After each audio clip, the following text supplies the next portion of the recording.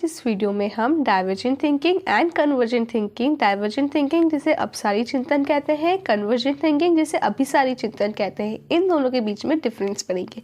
Video start करने से पहले हमें ये पता होना ज़रूरी है कि डाइवर्जेंट थिंकिंग क्या होता है। डाइवर्जेंट थिंकिंग वो थिंकिंग होती है जब हम मैनी सॉल्यूशंस को ढूंढने के लिए करते हैं, मतलब कि जिसमें हमें क्रिएटिविटी लगे, ब्रेनस्टॉर्मिंग लगे, हमें बहुत सोचना पड़े, हम क्रिएटिव आंसर निकालने की कोशिश करें, तब हमें डाइवर्जेंट थिंकिंग लगती है।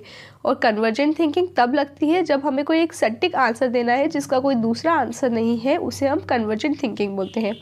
डाइवर्जेंट थिंकिंग में मैनी सॉल्यूशंस आते हैं, जैसे कि आप अलग अलग प्रकार से सोच के अलग अलग सॉल्यूशन रख सकते हैं, बट इसका एक सिंगल और स्टैंडर्ड सॉल्यूशन होता है।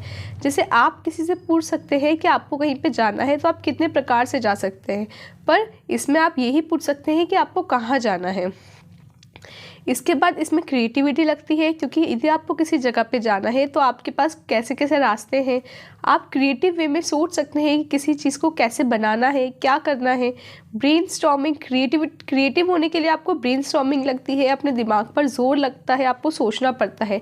बट कन्वर्जेंट थिंकिंग में आपको आंसर पता होना चाहिए, इसमें इंटेलिजेंस लगता है, आपकी बुद्धि लगती है। डाइवर्जेंट थिंकिंग सब्जेक्टिव हो सकती है, मतलब इसमें कोई वर्ड लिमिट नहीं है, आप अपना आंसर एक्सप्रेस कर सकते हैं, डाइवर्जेंटली थिंक कर सकते हैं। ये ऑब्जेक्टिव होता है, आपको 1 और 2 वर्ड में आपका आंसर देना होता है। इसमें बच्चा एक्सप्लोर कर पाता है, मतलब वो क्रिएटिव हो पाता है, सोच पाता है, सब कुछ कर पाता है, मतलब एक्सप्लोर कर पाता है वो। इसमें स्पीड मैटर करती है, एक्यूरेसी मैटर करती है, लॉजिक मैटर करता है कि उसे कितना सही आंसर पता है और कितनी जल्दी वो आंसर कर पा रहा है। इसके बाद ये इंडक्टिव होता है, मतलब इसमें पहले वो एग्जाम्पल्स, उदाहरण के बारे में सोचता है, उसके बाद वो एक आंसर पर आता है। इसमें ऑलरेडी उसे सबसे पहले आंसर देना पड़ता है। ये रिजिड नहीं होती है, रिजिड यानी कठोर, ये कठोर नहीं होती है। इसमें इमेजिनेशन लगती है, बच्चा इमेजिन करके मल्टीपल सॉल्यूशंस ढूंढता है। फ्लेक्सिबिलिटी, अपने हिसाब से अपने आंसर्स को फ्लेक्सिबल कर सकता है।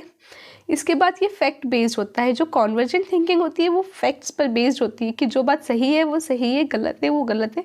बच्चा उसे अपने हिसाब से मॉडिफाई नहीं कर सकता, फ्लेक्सिबल नहीं कर सकता। इसका एक उदाहरण है why you want to become a teacher. यदि आपसे कोई पूछता है कि आप टीचर क्यों बनना चाहते हैं, तो आप अपने हिसाब से सोच कर क्रिएटिव आंसर दे सकते हैं, सोच सकते हैं, बहुत सारे आंसर दे सकते हैं, इमेजिन कर सकते हैं कि टीचर को बहुत रिस्पेक्ट मिलती है। बच्चों के साथ साथ टीचर की भी लर्निंग होती है, उसके साथ साथ टीचर एक वाइट कॉलर वाला जॉब है। और यदि आपसे किसी ने पूछा कि who is the prime minister of India, तो इसमें आप मल्टीपल सोल्यूशन नहीं दे सकते, आपको बस आप स्पीड के साथ एक्यूरेट आंसर दोगे कि नरेंद्र मोदी हमारा प्राइम मिनिस्टर है। तो इसमें आपको कॉन्वर्जेंट थिंकिंग लगी और इस क्वेश्चन को आंसर करने में आपको डाइवर्जेंट थिंकिंग लगी। यदि देखा जाए तो डाइवर्जेंट थिंकिंग बेटर होती है, क्योंकि इसमें बच्चा ज़्यादा एक्सप्लोर कर पाता है। हमें बच्चे को डाइवर्जेंट थिंकिंग वाले क्वेश्चंस देने चाहिए, हमें हमेशा डाइवर्जेंट से कॉन्वर्जेंट क्वेश्चंस की तरफ आना चाहिए। ये था डाइवर्जेंट और कन्वर्जेंट थिंकिंग में डिफरेंस।